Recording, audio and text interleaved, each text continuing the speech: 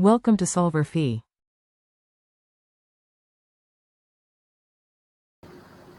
42.62 is about uranium-lead dating.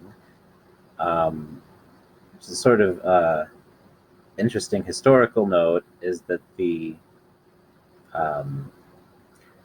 there was a geologist or geophysicist or something like that named Claire Patterson, who in the 50s was developing this technique and something related to it called lead dating in order to he'd wanted to figure out how old the Earth was. And it turned out he found way too much lead all over the place, and he ended up being important in campaigning for banning leaded gasoline and lead in other sorts of consumer products where it could be harmful. In any event, we have a rock that we think is 260 million years old. It's got 3.7 milligrams of uranium-238 in it, and we want to know how much lead-206 it should have. So from problem 61, we're told that the half-life of this decay is 4.47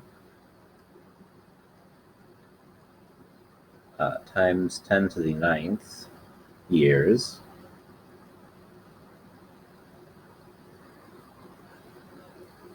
So we can figure out what the original mass of uranium had to be. It's m naught current m times e to the positive lambda t, because we divided both sides of the usual equation by e to the negative lambda t, and so the negative sign becomes positive because it's 1 over this. T is our 260 million years. And so there originally should have been 3.85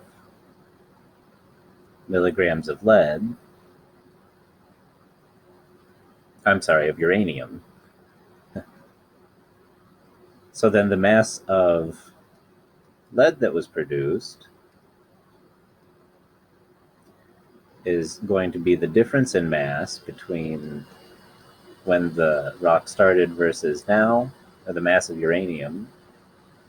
And if we multiply that by, if we divide that by the mass of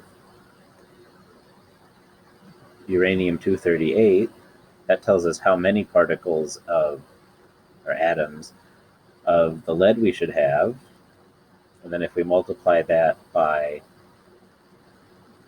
the mass of lead, then we have the number of lead atoms times the mass of the lead, and that tells us of the mass per atom of lead.